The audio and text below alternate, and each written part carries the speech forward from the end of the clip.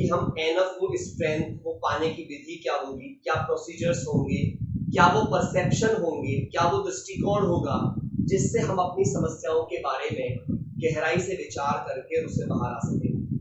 आपको बहुतों को लगेगा कि आप तो ज्ञान में बहुत पहले से चलते हैं, और कुछ को लगेगा ज्ञान में चलते हैं, कुछ को लगेगा हमने साप्ताहिक कोर्स कर लिया है। लेकिन आज ना थोड़ा सा आप ये भूल जाइए कि अब तक आपने जो कुछ भी सीखा है, जो कुछ सीखा है, थोड़ी देर के लिए वो सब भूल जाइए। आप सभी लोग ये मान लीजिए कि आपको कुछ नहीं आता है, आप बिल्कुल क्लीन स्लेट हैं, एकदम क्लीन स्लेट हैं, बस आपकी एक लाइफ है।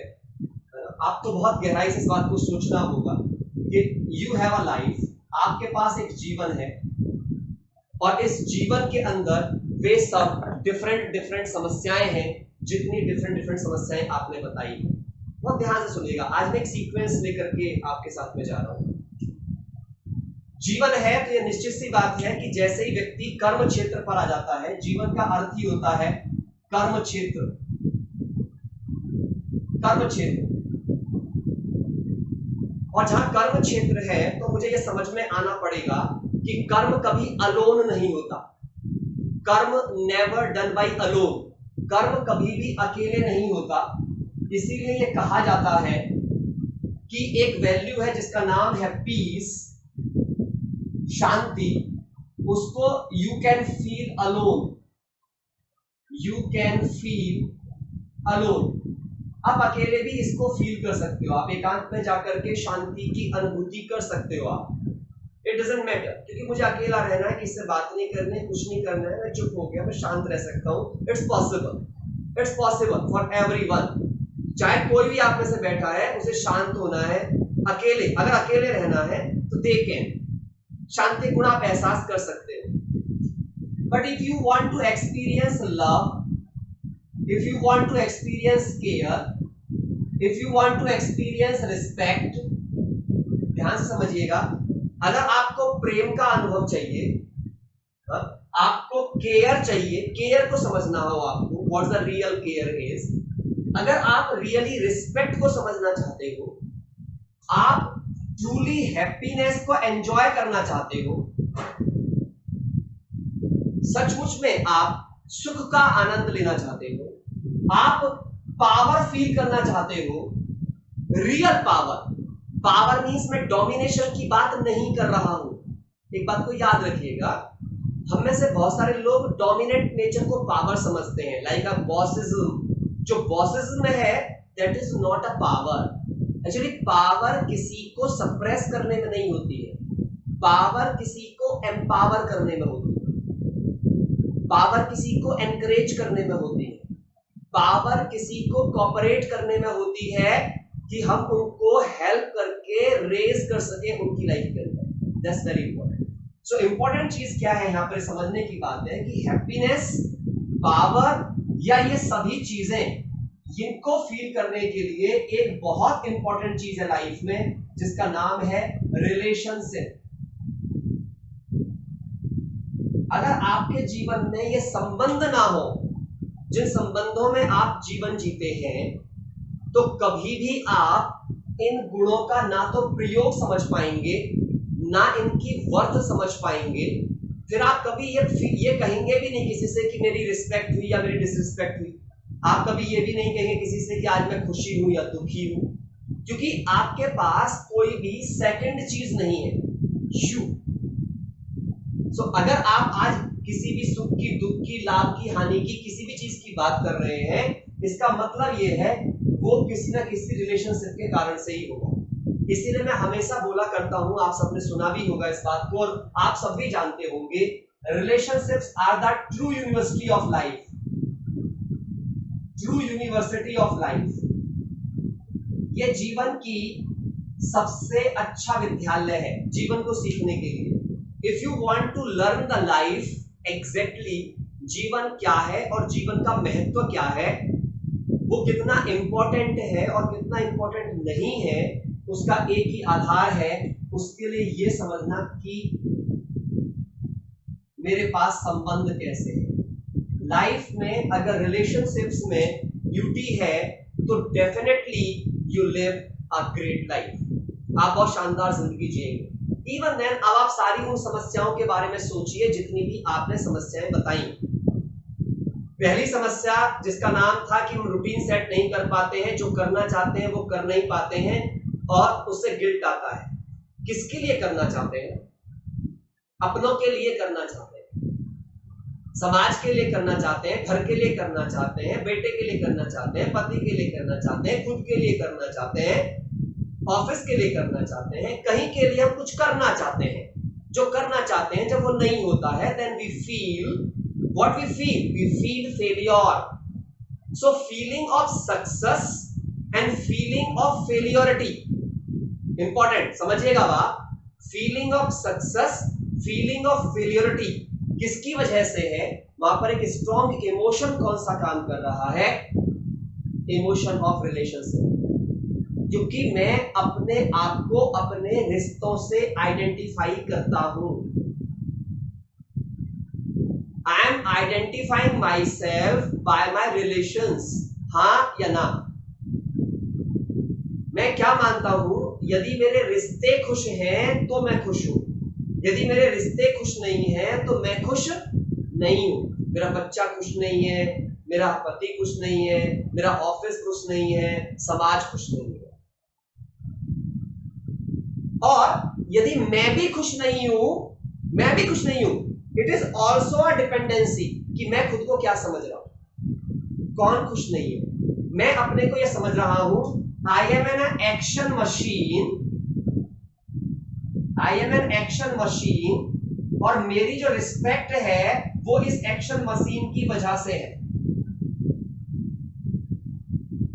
कहीं ना कहीं जब मैं ये गिल्ट में फील कर रही हूं कि मेरे कर्म वो नहीं हो पा रहे जो करना चाहिए, जो मैंने डिजाइन किए हैं, तो मुझे क्या लगता है, अब मेरा रिस्पेक्ट चला जाएगा दूसरों की नजरों में भी और मेरी नजरों में भी,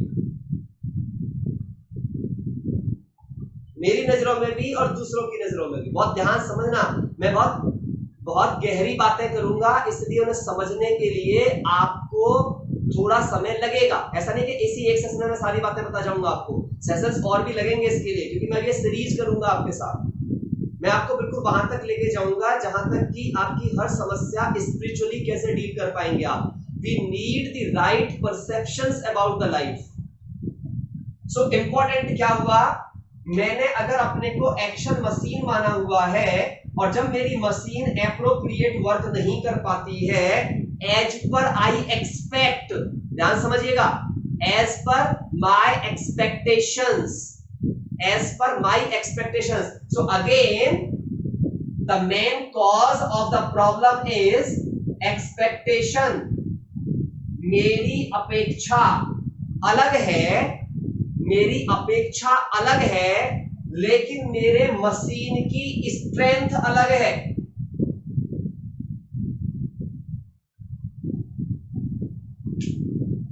ये शब्द बोलना प्यारे भाई बहनों बहुत आसान होता है कि यदि मैं कर सकता हूं तो आप भी कर सकते हैं। ये सही सेंटेंस नहीं है। सही सेंटेंस ये है कि जो एक्टिविटी मैं करता हूं, जब आप भी वही एक्टिविटी करेंगे तब आप वहां पहुंच पाएंगे जहां पहुंचने के लिए मैंने गोल सेट किया है। अगर आप लाइफ में कहीं भी जाना चाहते हो, किसी भी ऊंचाई पे जाना चाहते हो, कोई भी चीज करना चाहते हो, सबसे पहले अपने आप की रियल स्ट्रेंथ को एनालाइज करिए। आप अभी करंट में मेरी रियल स्ट्रेंथ क्या है, and what is the real strength. Real strength depend on what, बहुत इंपॉर्टेंट बात बोलूंगा, real strength depend on consciousness. आपके विषय में क्या कॉन्शियसनेस है, आपकी चेतना आपसे क्या कह रही है, आपकी कॉन्शियसनेस क्या कह रही है आपको, व्हाट्स योर कॉन्शियसनेस सेज। अगर आपकी कॉन्शियसनेस आपको लिमिट बता रही है ना, तो एक तो जैसे इनकी कॉलम आई, दूसरी कॉलम में भी एक्सपेक्टेशन ही था, वहां पे एक ही पर, इस कॉलम में था कि मैं एक्सपेक्ट जो करके अपना टाइम टेबल सेट करती हूं या जो भी मैं अपनी वर्किंग करना चाहती हूं मैं नहीं कर पाती हूं, देन फील फेलियर। और उससे फिर मुझे गिल्ट आता है, अंदर में डिप्रेशन आता है लाइक दिस। दूसरी कॉलम में था कि एक्सपेक्टेशन कुछ और होती है, फिर क्या होता है जब वो पूरी नहीं होती तो वहां पर फिर रिएक्शन हो जाता है, रिएक्ट करके हम फिर गिल्ट फील करते हैं कि ये नहीं करना चाहिए था, पश्चाताप करते हैं, रिग्रेट फील करते हैं, हम रिग्रेट्स फील करते हैं कि ये मुझे नहीं करना चाहिए था। एक ये प्रॉब्लम आई थी। एक प्रॉब्लम आई थी एब्यूज्ड बिहेवियर। वहां पर भी हमें ध्यान देना है कि एब्यूज्ड बिहेवियर मींस व्हाट, मैं जो फील कर रहा हूं वो अपनी स्ट्रेंथ से, है ना। वहां पर भी एक्सपेक्टेशन क्या है कि मेरी डेफिनेशन के अंदर राइट बिहेवियर क्या है। अगर सामने वाले का बिहेवियर उस बिहेवियर से मीट नहीं करता है तो वहां पर क्या हो रहा होगा, कॉन्फ्लिक्ट आ जाएगा तुरंत। और फिर वहां पर दूसरी बात क्या चल रही है कि मेरा 8 साल का बच्चा है तो उसको भी मैं ये सहन करना कैसे सिखाऊं। अब ध्यान से देखिएगा, उन्होंने क्या बोला, मेरा 8 साल का बच्चा है। कॉन्शियसनेस क्या आई है वहां पर भी, कॉन्शियसनेस क्या आई है, 8 साल उम्र। मैं बताऊंगा आपको कि कैसे करके ये सारी चीजें कहां से जुड़ी हुई हैं। उसके बाद किसी ने बोला कि नींद के कारण से हम लेट हो जाते हैं, अमृत वेला नहीं कर पाते हैं। वहां पर भी अगेन एक्सपेक्टेशन आ रही है हमारे पास में और हैबिट आ रही है हमारे पास में, हैबिट डिपेंडेंसी। और हैबिट डिपेंडेंसी तो आ ही रही है और ये आ रही है, बट हम कहीं ना कहीं ये चेक नहीं कर रहे हैं। चेक ये करना है मुझे नींद क्यों नहीं आ रही है, ये तो रिजल्ट है, रीजन ढूंढना है, इसका कारण क्या है। फिर इसका कारण वो भी हो सकता है जो एक और पर्सन ने सवाल पूछा था कि मुझे घबराहट और बेचैनी बहुत होती है। सो घबराहट और बेचैनी तो रिजल्ट हो गया, बट क्यों होती है घबराहट और बेचैनी, क्या कारण है उसके पीछे, किन कारणों से होती है मुझे घबराहट और बेचैनी। क्योंकि मैं कहीं ना कहीं मैं फियर में हूं, और फियर में क्यों हूं कि मुझे कुछ खो जाने का डर है। I have a feeling of loss. घबराहट और बेचैनी उसी इंसान के अंदर पाई जाती है जिसके अंदर कुछ खो जाने का डर व्याप्त हो जाता है, कुछ खो जाने का डर, मेरा कुछ खो ना जाए।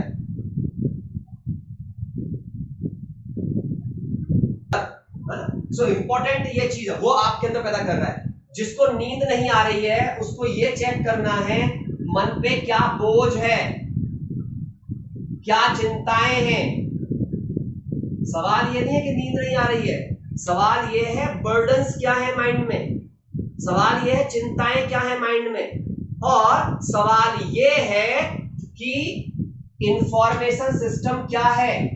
कहीं कुछ ऐसा तो माइंड में नहीं डाल रहे हैं कि जो सही नहीं है।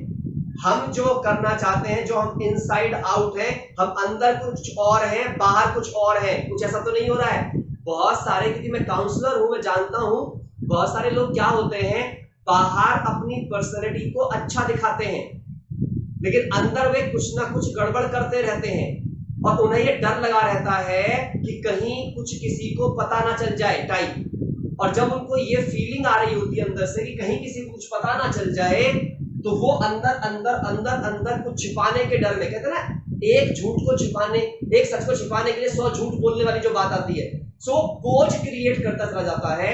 And when mind become stressed और वरीड, उसकी नींद उड़ जाती है और इट लीड टू डिप्रेशन। फिर वो जाकर के डिप्रेशन की तरफ जाता है। कभी कभी कुछ लोग क्या सोचते हैं कि केवल ब्रह्मा कुमार बन गए तो लाइसेंस मिल गया स्ट्रेस फ्री रहने का। सो ब्रह्मा कुमार बन जाना या केवल राजयोग में आके एडमिशन लेके 7 दिन कोर्स कर लेना या साल 2 साल ये ज्ञान सुन करके आप वो फ्री हो जाएंगे, ऐसा कुछ नहीं है। ये भी एक यूनिवर्सिटी है, इसीलिए यूनिवर्सिटी का मतलब क्या होता है कि आपने एडमिशन लिया है, आप जितनी पढ़ाई करोगे, जिस स्तर तक की पढ़ाई करोगे। इसलिए परमात्मा ने यहाँ पे कॉन्सेप्ट ही खत्म कर दिया, वो किसी पर भी कृपा और आशीर्वाद नहीं करता, या समझ लीजिएगा वो पुरुषार्थ कराता है, वो एफर्ट कराता है। वो बोलता है कि अगर मैं किसी पर कृपा और आशीर्वाद कर दूं, बहुत ध्यान से सुनिएगा सब भाई बहने, यदि परमात्मा कृपा और आशीर्वाद करे तो अगर एक पे कर रहा है और दूसरे पे नहीं करेगा तो पक्षपाती कहलाएगा, और भगवान पक्षपाती कभी नहीं हो सकता।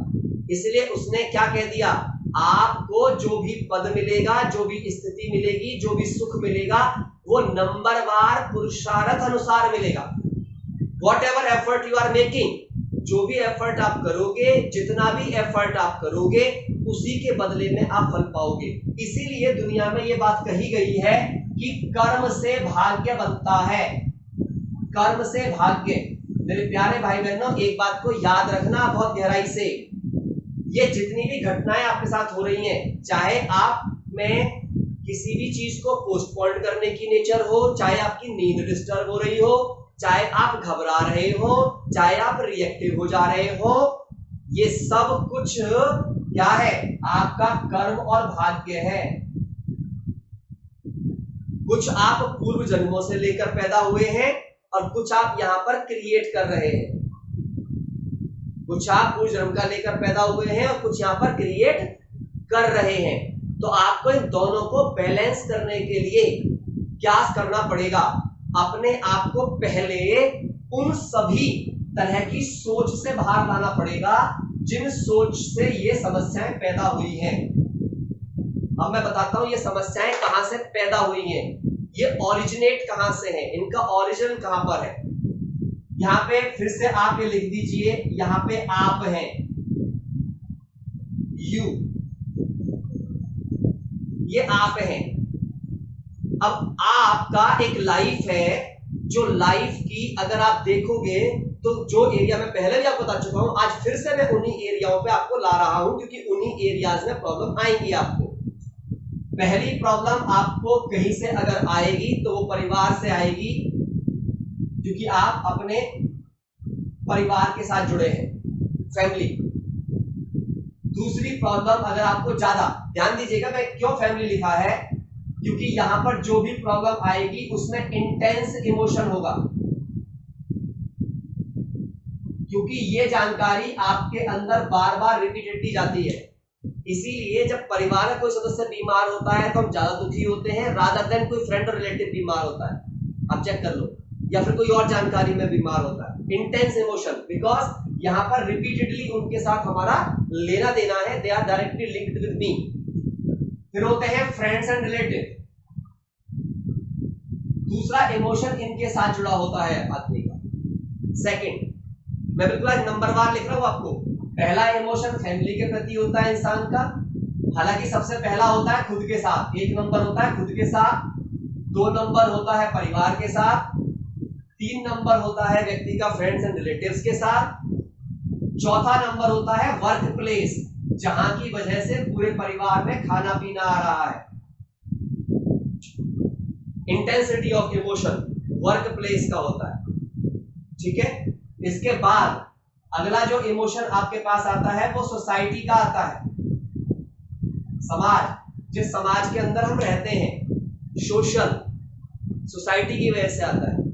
इसके बाद हमारे पास में नेचर की वजह से आता है, जो अभी करंट सिचुएशन है। होना क्या चाहिए वो एक अलग बात है, लेकिन करंट में ऐसी हम सबकी स्थितियां हैं। और सबसे लास्ट में कोई इमोशन बचता है तो वो बचता है गॉड के प्रति। आप चेक करना, है ना, गॉड के प्रति जो इमोशन होता है या टाइम होता है हमारा बहुत लीस्ट होता है, लीस्ट, और मैक्सिमम जो हमारा होता है वो इन बाकी सब एरियाज में होता है। अब आपको ये समझना ये है, यहां पर बहुत ध्यान से समझने वाली बात ये है कि इन सभी सारे फैक्टर्स के अंदर सबसे इंपॉर्टेंट आइडेंटिटी कौन है, सबसे इंपॉर्टेंट आइडेंटिटी कौन है, हु, बोलो मी, कौन है यहां पर, मी, है ना, यू, जो यहां पर बैठा बंदा है, जो आपकी सीट पर बैठा है, वो पर्सन यहां पर सबसे ज्यादा इंपॉर्टेंट आइडेंटिटी है। अब सवाल ये है, बहुत ध्यान से समझिएगा, यदि ये व्यक्ति परिवार के प्रति जिम्मेवारियां, रिस्पॉन्सिबिलिटी, ये शब्द लिख लीजिएगा, ये बहुत इंपॉर्टेंट वर्ड है। यदि ये व्यक्ति परिवार के प्रति रिस्पॉन्सिबिलिटी, अपने प्रति रिस्पॉन्सिबिलिटी, फ्रेंड्स के प्रति, इनके प्रति, इनके प्रति, इनके प्रति रिस्पॉन्सिबिलिटी को भूल जाए,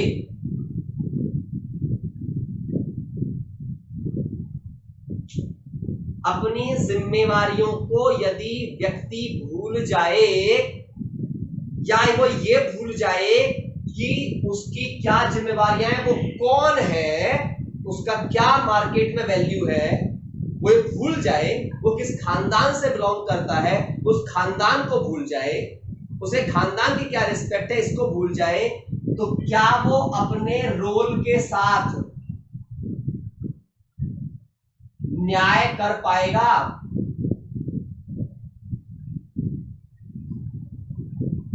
इसी का एग्जाम्पल होते हैं कौन लोग?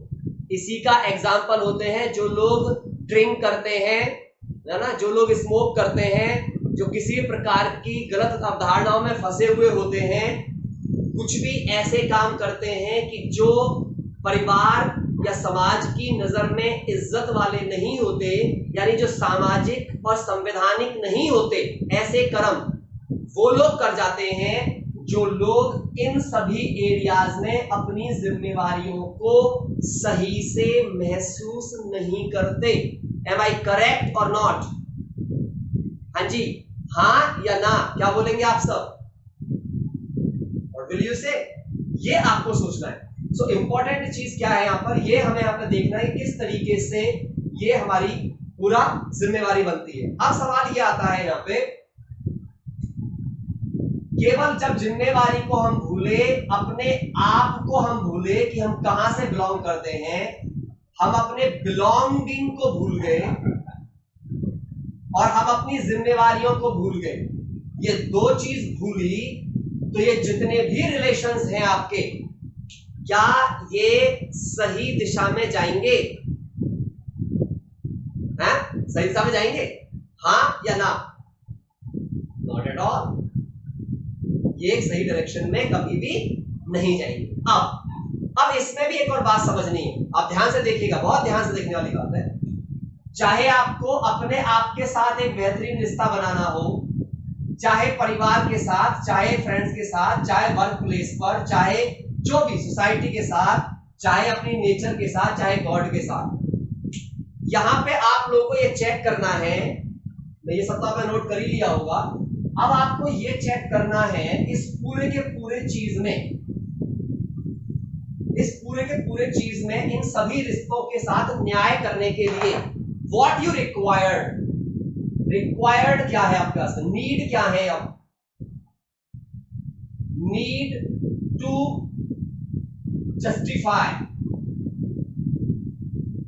द रोल, अपने रोल को जस्टिफाई करने के लिए क्या रिक्वायरमेंट्स हैं, क्या नीड है? तो आप देखोगे इसमें एक बहुत बड़ी नीड है जिसे आप सब ज्यादा इसके पीछे पड़े रहते हैं, जिसका नाम होता है स्किल। आपकी स्किल, आपकी स्किल, क्योंकि बिना स्किल के you can't earn for your family, आप अपने परिवार के लिए कुछ अर्न नहीं कर पाएंगे। या तो वो स्किल आपके पास होना चाहिए या आपके परिवार में किसी के पास होना चाहिए। So you need a skill, but the second thing you need a attitude. दूसरी चीज आपके पास चाहिए एटीट्यूड, और एटीट्यूड में भी क्या मतलब कहूंगा मैं इसको, a right attitude, right and responsible,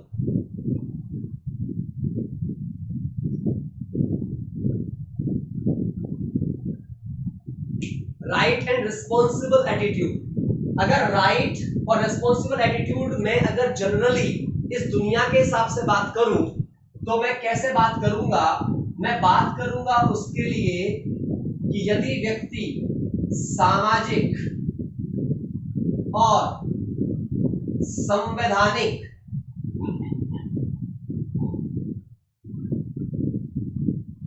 नियमों का पालन करता है,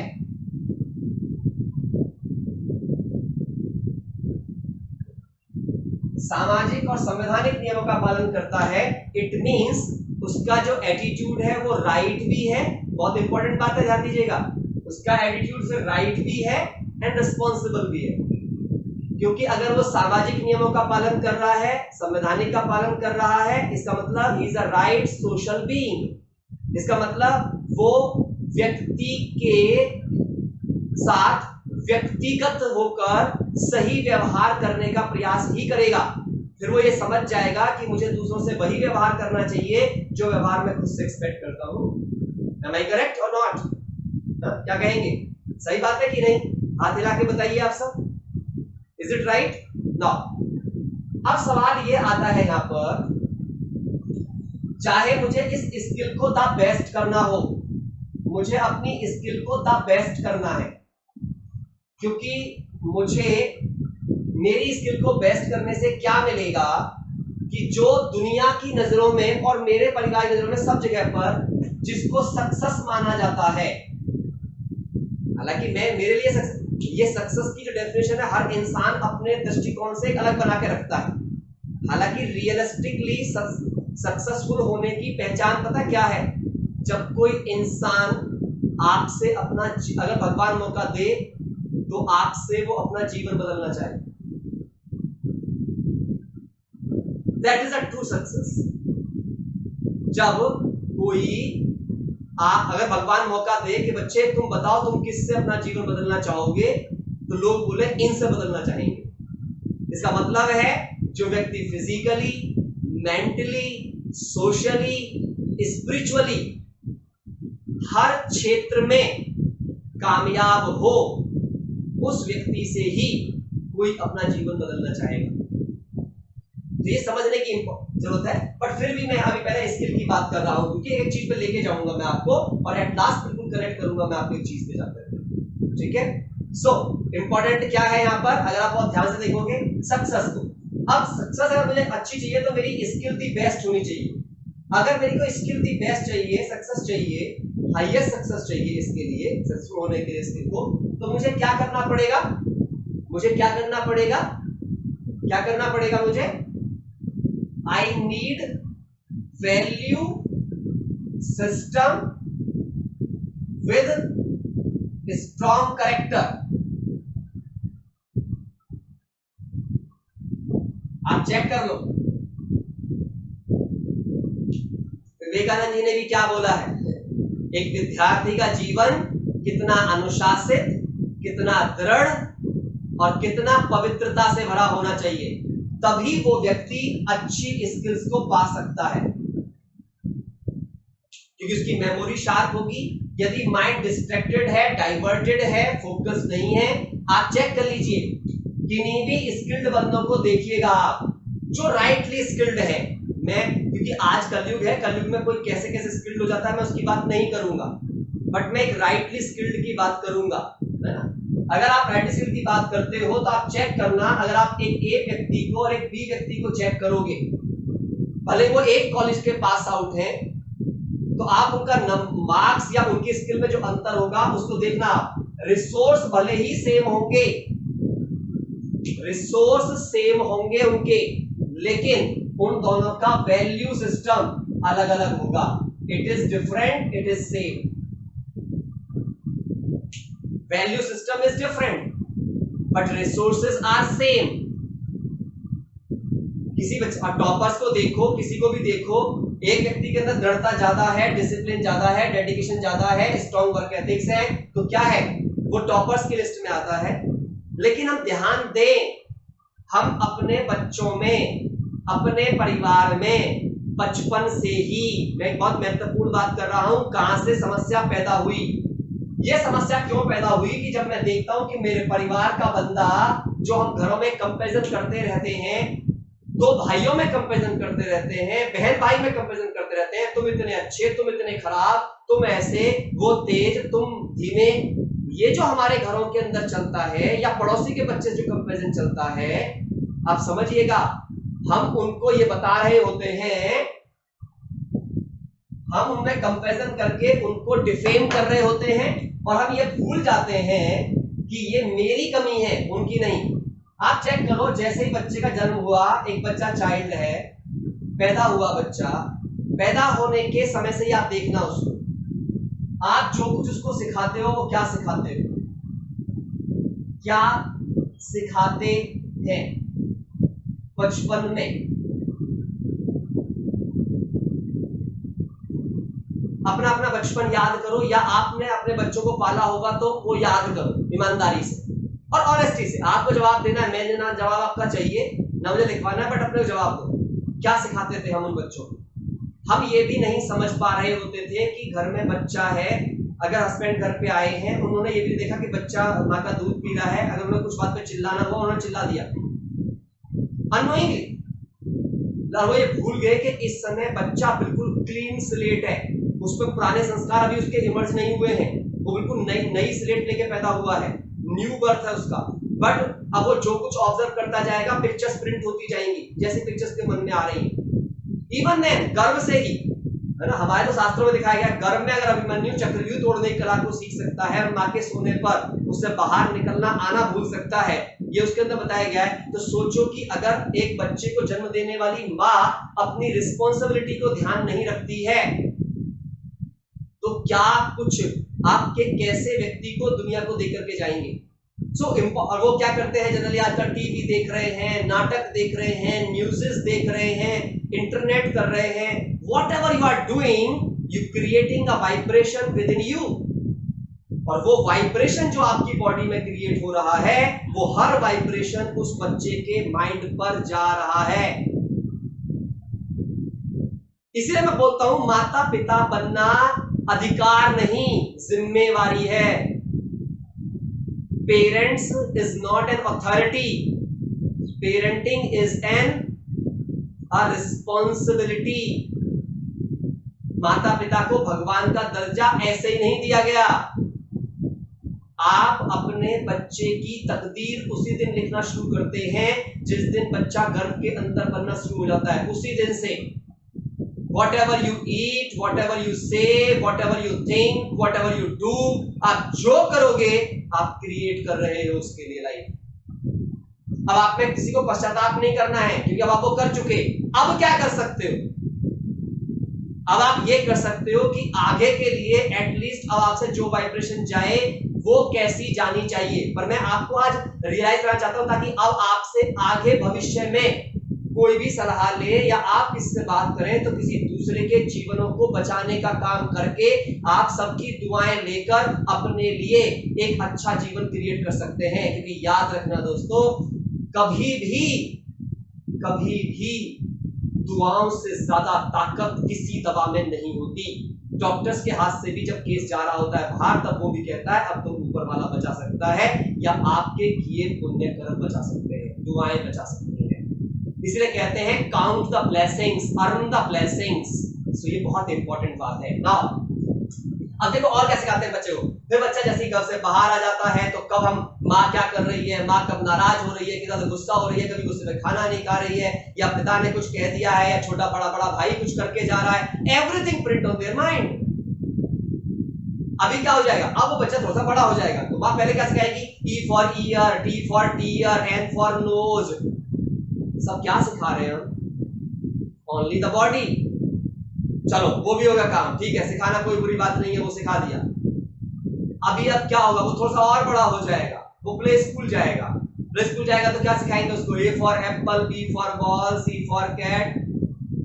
लेकिन आप ये चेक करो क्या हमने उसके लिए कभी भी ऐसी वोकेबलरी तैयार करी कि L for love, R for respect, C for creativity, A for attention, D for discipline। हमने कभी उसके लिए ऐसी कोई वोकेबलरी तैयार की जिससे कि उसके माइंड में उन वैल्यूज की प्रोग्रामिंग हो? No one did and does। ना कोई किया है और ना ज्यादातर करते हैं, क्योंकि हम भी बड़े, हमारे साथ में भी नहीं किया गया। और वो ऐसा है, उनकी गलती नहीं कि उन्होंने नहीं किया, उनको अपने पेरेंटिंग से वही मिला। So it become a chain. पर कोई तो चेन को तोड़ो, कोई तो बदलाव को लेकर आओ। जो बदलाव अब तक नहीं आया, अगर हमें पता चला, एटलीस्ट हम तो आगे ना करें। जैसे बुराई एक दिन में नहीं आती है, अच्छाई भी एक दिन में नहीं आएगी, लेकिन हम समस्या की जड़ को समझें। हमारे माइंड में जब प्रोग्रामिंग हो जाती है, आप सोचना जितनी भी आपकी आदत बनी, क्या पहली बार में वो आदत बनी थी या बार बार रिपीट करने से आदत बनी थी? बार बार रिपीट करने से, किसी को एक बार चाय पीने से चाय पीने की आदत नहीं पड़ी, किसी को एक बार सिगरेट पीने की आदत नहीं पड़ी, किसी को शराब पीने से एक बार शराब की आदत नहीं पड़ी। जब उसने उस आदत को बार बार किया, इट बिकम द हैबिट, उसकी आदत बन गई। सो इंपॉर्टेंट यहां पे क्या समझना हुआ कि जो हम सिखाते जा रहे हैं उसके बाद क्या होता है, बच्चा और बड़ा होता है, बच्चा घर आता है, आके माँ से सबसे पहले यही पूछ रही है, होमवर्क हुआ, क्या क्या होमवर्क मिला है स्कूल से, ये वाला होमवर्क, वो वाला होमवर्क, ये कर लिया, वो कर लिया, साइंस में क्या, मैथ में क्या। आज तक मैंने कभी नहीं देखा कोई पेरेंट पूछा बेटा आज भला काम क्या किया, आज आपने कितनों के साथ अच्छा बिहेवियर किया, आज आपने कोऑपरेट किसको किया, आज आपने लविंगली किससे बात की, आज आपने किसके साथ में अच्छी बातें की। नो वन आस्क, कोई भी अटेंशन नहीं दे रहा है, और बाद में एक्सपेक्ट उससे उस बिहेवियर की कर रहा है कि ये अच्छे से बात क्यों नहीं करता है, ये लवफुल बात क्यों नहीं करता है, ये एंग्री क्यों होता है। और हम भूल गए कि ये सब कुछ हम अपने जीवन भर उनके साथ करते आए।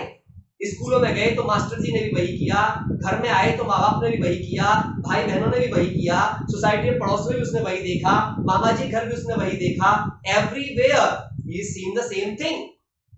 और क्या हुआ, धीरे धीरे वो ये समझता चला गया यही व्यवहार करने का तरीका है, लाइफ में जीना है तो इट्स नॉर्मल, और उसने एबनॉर्मल को नॉर्मल मान लिया। उसने एबनॉर्मल को क्या मान लिया, नॉर्मल। उसने गलत आइडेंटिटीज को सही आइडेंटिटी मान लिया, उसने गलत आइडेंटिटीज को सही आइडेंटिटी मान लिया। उसने अपनी नाक को नाक नहीं, मैं नाक मान लिया, मैं शरीर मान लिया। And that is the biggest problem, because हमने उसे जाकर बातें किसकी सिखाई थी, स्किल। हम सारी जिंदगी उसे कहां केंद्रित करते रहे, स्किल। अब वो स्किल्ड तो बन गया, लेकिन स्किल के साथ साथ में उसका एटीट्यूड कैसा होता चला गया। एटीट्यूड बिकम इगोइस्टिक, क्योंकि उसके सामने हम बात करते थे, कैसी बातें करते थे, अरे देखो फलाने का जो बच्चा है ना वो अच्छे से नहीं पढ़ पा रहा है ना, वो कुछ नहीं कर पाएगा जिंदगी में, ही इज रविश। हम भूल गए कि हम क्या किसके सामने बात कर रहे हैं और क्या बात कर रहे हैं। हमने बताया कि हम बच्चे को कैसे कैसे माइंडसेट दिए कि बेटा अगर तूने कोई काम नहीं किया ना तो तुझे खेती करके दे देंगे, तू खेती करना। हमने उसके माइंड में पोजीशन कर दिया खेती करना बुरा काम है। हमने किसी मजदूर को देकर बोला बेटा ऐसे मजदूरी करनी पड़ेगी। हमने उसके दिल में पैदा कर दिया मजदूरी इज छोटा वर्क, मजदूरी छोटा वर्क। हमारे घर में काम वाली बाई आई तो हमने कभी कभी ये भी बोल दिया अगर तुमने नहीं सही से पढ़ाई किया तो ये एक दिन देखना तुम भी ऐसे कहीं ना कहीं ऐसे काम करते फिरोगे। इट मीन्स हमने उसके माइंड में ये बताया कि तुम्हें रिस्पेक्ट करना है तो किन की करनी है, पैसे वाले की करनी है, ऊंची एजुकेशन वालों की करनी है, इंसानों की नहीं करनी है, तुम्हें पोजीशन की रिस्पेक्ट करनी है। हमने उसके सामने क्रिएट किया कि हम हिंदू हैं और कोई वो मुसलमान है, और देखो मुसलमान ऐसे होते हैं, और हम न्यूज में देख रहे हैं and we criticising the some other religion, किसी मुस्लिम को, किसी क्रिश्चियन को, किसी को हम अदर रिलीजन को क्रिटिसाइज कर रहे हैं सामने बैठ करके, एंड दे लर्न। और हम ये भूल जा रहे हैं वी बिल्ड द संस्कार। और ये मैं क्या बता रहा हूं, ये मैं आपकी कहानी बता रहा हूं, ये आपके साथ हो चुका है आपके पेरेंटिंग के द्वारा या अपने समाज के द्वारा, और यही आपने किया फिर अपने फ्यूचर जनरेशंस के साथ में। नाउ अब आप ये चेक करके देखना, थोड़ी देर के लिए समझ के देखना, आपने जिस स्किल को बच्चे को सिखाया या जो स्किल आपने सीखी उस स्किल से मुझे एंगर पे कंट्रोल करना दिखाइए आप, उस स्किल से मुझे जिंदगी में शांति लाके दिखाइए आप, उससे मुझे स्ट्रेस फ्री होके दिखाइए आप, उससे मुझे अपनी एकाग्रता को सही डायरेक्शन में यूज करके दिखाइए आप, उससे मुझे चैलेंजिंग सिचुएशंस जब आपकी जिंदगी में आती हैं उनको क्योर करके दिखाइए आप, उनको ओवरकम करके दिखाइए। I give a challenge to everyone, मैं चुनौती देता हूं इस बात के लिए दुनिया के किसी भी इंसान को कि आपने जो भी स्किल सीखी है, आप कितने शानदार इंजीनियर हो, आप कितने अच्छे डॉक्टर हो, आप कितने अच्छे प्रोफेसर हो, आई salute your profession, I respect your degree, मैं उसका अवहेलना नहीं कर रहा हूं, वो इंपॉर्टेंट है, लेकिन उसकी इंपॉर्टेंस क्या इन सभी चीजों के लिए काम करेगी? आप अपनी स्किल से लवफुल रह के दिखाइए, सबके प्रति आप लवफुल रह के दिखाइए, सब सदा रिस्पेक्टेड रह के दिखाइए। What ever you required in life, जिस पे लाइफ है, आप चेक कीजिए, स्किल इज लाइफ, और एटीट्यूड इज लाइफ। हमारे जीवन में अब आप बात आ जाते हैं थोड़ी देर के लिए एक और चीज पे लेकर के, मैं थोड़ा सा और डीप में जा रहा हूं। आज खत्म हो जाएगा चैप्टर, हो जाएगा, नहीं होगा तो हम इसी की कंटिन्यूटी कल करेंगे, है ना। टिल 5:30 हमने सेशन बुक किया है आज का। आप सबके पास 5:30 टाइम है ना, सभी 5:30 तक है, all of are here, okay.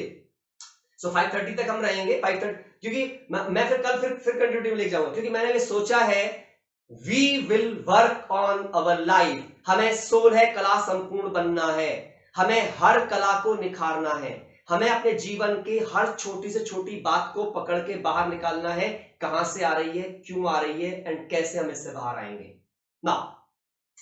अभी हम यहां से अब आगे जाते हैं। अब आपको चेक करना यह होगा कि स्किल के द्वारा आपके यहां क्या जनरेट होता है। स्किल का जनरेट क्या है, स्किल जनरेट्स, शायद मुझे लगता है आपके लिए पैसा जनरेट करती है।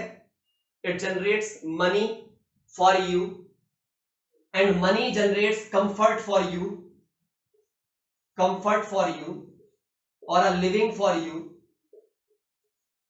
जो भी आपके लिए रहने के खाने की जो जरूरतें होती हैं उनको जनरेट करने का काम एक स्किल करती है। स्किल थोड़ा सा एक काम और भी कर देती है, कहीं ना कहीं मुझे अंडरस्टैंडिंग बना देती है, मेरे को अंडरस्टैंडिंग दे देती है और मुझे बेसिकली लिटरेट कर देती है कि मैं पढ़ पाऊं, कुछ और चीज भी सीखना चाहूं तो, मैं एटीट्यूडल चीज भी सीखना चाहूं तो मुझे थोड़ा सा मैच्योर कर देती है। Skill help in my maturity also, ये थोड़ा सा मुझे मैच्योर कर देती है। जब लोगों में जाते हैं, मिलते हैं, पढ़ते हैं, कुछ सब्जेक्ट पढ़ते हैं, तो बहुत सारे सब्जेक्ट ऐसे भी आते हैं कि वे कहीं ना कहीं हमें हेल्प करते भी हैं इन चीजों को लेकर के। देखिए मैच्योरिटी ऑफ द सोसाइटी, है ना, सोसाइटी की मैच्योरिटी देते हैं, मशीनरीज की हमें मैच्योरिटी देते हैं। बट आपको चेक करना है कि ये सबकी जो रिक्वायरमेंट होती है, ये सारी रिक्वायरमेंट किस बात के लिए होती है, ये सारी जितनी रिक्वायरमेंट होती है इट्स जस्ट एक्सटर्नल। इनमें से 95% से ज्यादा काम स्किल के द्वारा जो होता है आपकी लाइफ में, दैट इज एक्सटर्नल, बाहर है। उससे जो चीजें आप खरीदते हो, जो भी चीजें आप करते हो, जो आप अपने लिए एक रिस्पेक्ट क्रिएट करते हो, इवन एंड इस स्किल के से जो पोजीशन आपको मिलती है, जिस पोजीशन के लिए आप जाने जाते हो, एक पोजीशन आपकी हो जाती है, एक स्टेटस आपका हो जाता है ड्यू टू दैट थिंग। कुछ अचीवमेंट आपके पास हो जाते हैं, अचीवमेंट्स हो जाते हैं कुछ आपके पास में, जिनको आप अपना सक्सेस स्टैंडर्ड या अपनी पहचान मान करके बैठ जाते हैं। आपको सवाल ये सोचना है यहां पर एक गहराई के साथ में कि ये जितनी भी चीजें मुझे स्किल से मिली, जितनी चीजें स्किल से मिली, कल के दिन जब इनमें कोई भी चैलेंज आएगा, आपको ध्यान समझना है, जब इनमें कल के दिन कोई भी चैलेंज आएगा, कोई भी चैलेंज आएगा, उस चैलेंज को क्या ये स्किल दूर कर पाएगी या ये एटीट्यूड दूर करेगा? हाँ जी, what's important, I am trying to connect must thing, समझिएगा इस बात को। प्रॉब्लम यहां क्रिएट हुई है, आप ऐसा समझिए कि आपका बच्चा परफॉर्म करते करते एक साल फेल हो गया, उसकी परफॉर्मेंस नीचे आ गई। नाउ उस बच्चे को अपनी परफॉर्मेंस को अप करने के लिए mathematics will help, physics will help, English will help, और the courage to cope up will help.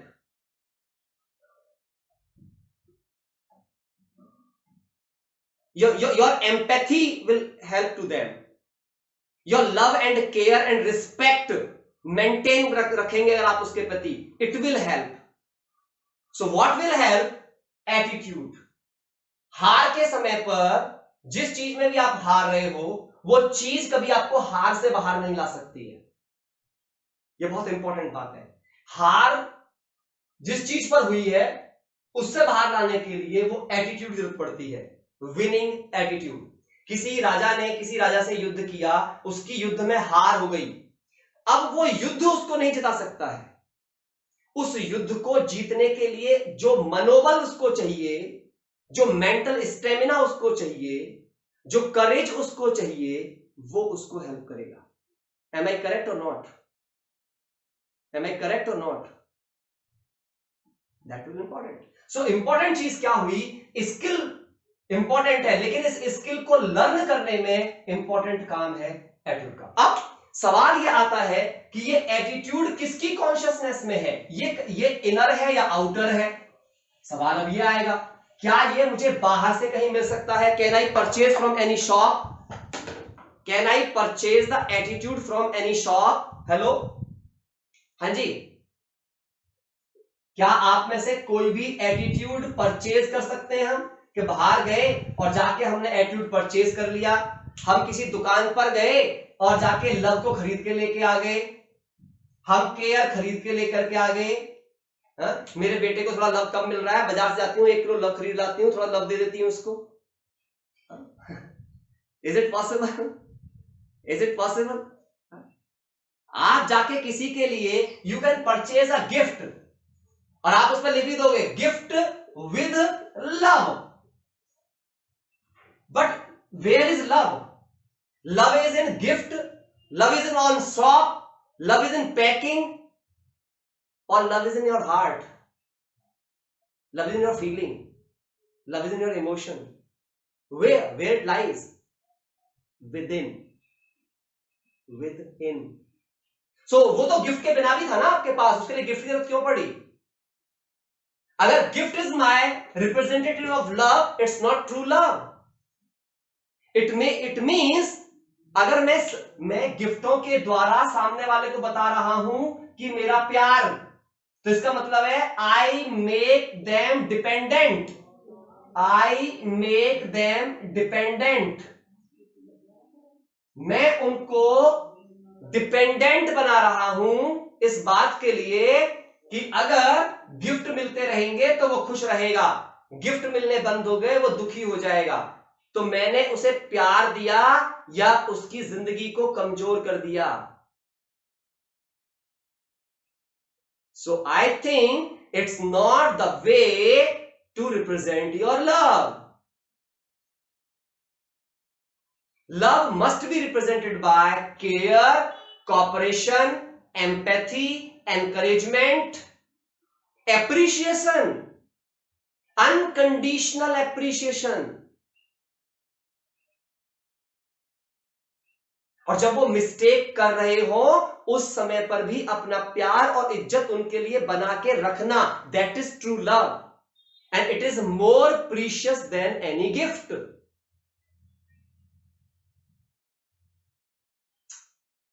M I correct or not? Now so important is what, ये मुझे चाहिए और ये कहां पर है? ये इनसाइड है, लेकिन मेरा फोकस कहां है?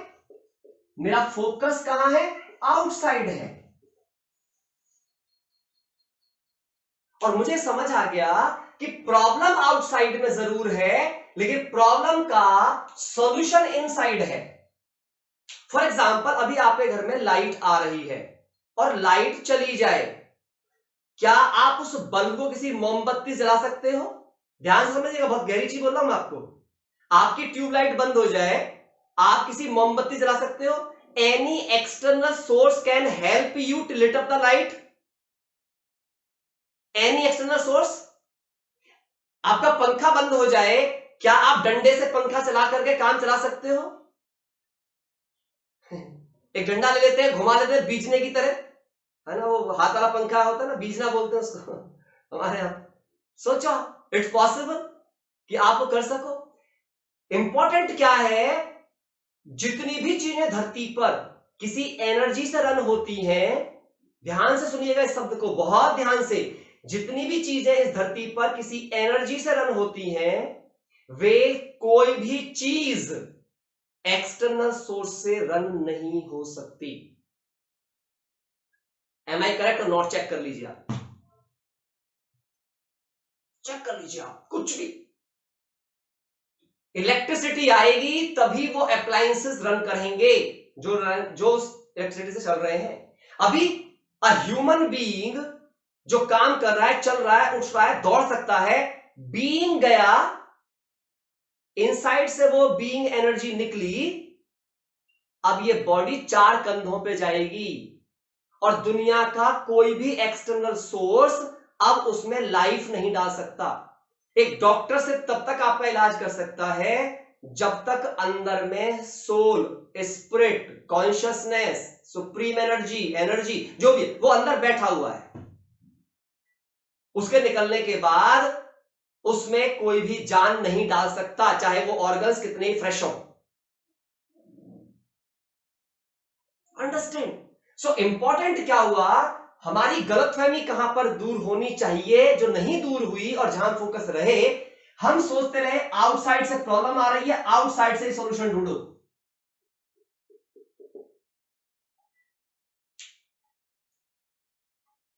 और एक और बात हम भूल गए, एक और बात हम सबसे बड़ी क्या भूले, जिस लेवल पर प्रॉब्लम क्रिएट हुई है, जिस लेवल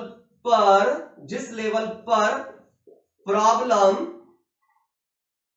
क्रिएट हुई है उस पर वो सॉल्व नहीं हो सकती। अगर मेरी कोई प्रॉब्लम 9th के लेवल पर क्रिएट हुई है तो वो 9th के लेवल से सॉल्व नहीं हो सकती। 10th के लेवल पर 10th के लेवल से सॉल्व होगी, 12th के लेवल 12th के लेवल से सॉल्व होगी। अगर प्रॉब्लम जिस स्तर पर क्रिएट हुई है, आज की पर्सनैलिटी, आज का मेरा थॉट प्रोसेस अगर मेरे लिए प्रॉब्लम क्रिएट कर रहा है तो सेम थॉट प्रोसेस से मेरी प्रॉब्लम सॉल्व नहीं होगी। और समाधान के लिए जरूरी क्या चीज है, I need to work on inside, क्योंकि understanding is inside, creativity is inside, it is not outside. Creativity, understanding, learning, it's all lies within, not outside. जब वो चीज बाहर में है ही नहीं तो वो मेरे लिए काम कैसे कर सकती है? It's a living.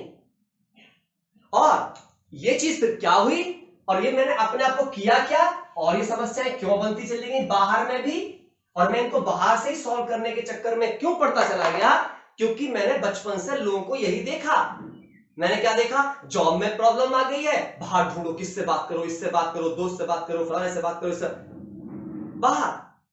मैंने घर में कोई समस्या आ गई है, अरे सलाहकार ढूंढो, काउंसलर ढूंढो, ये करो वो करो, हम पूरे बाहर, क्योंकि अंदर हम कभी पहले खुद के अंदर गए ही नहीं। हमने खुद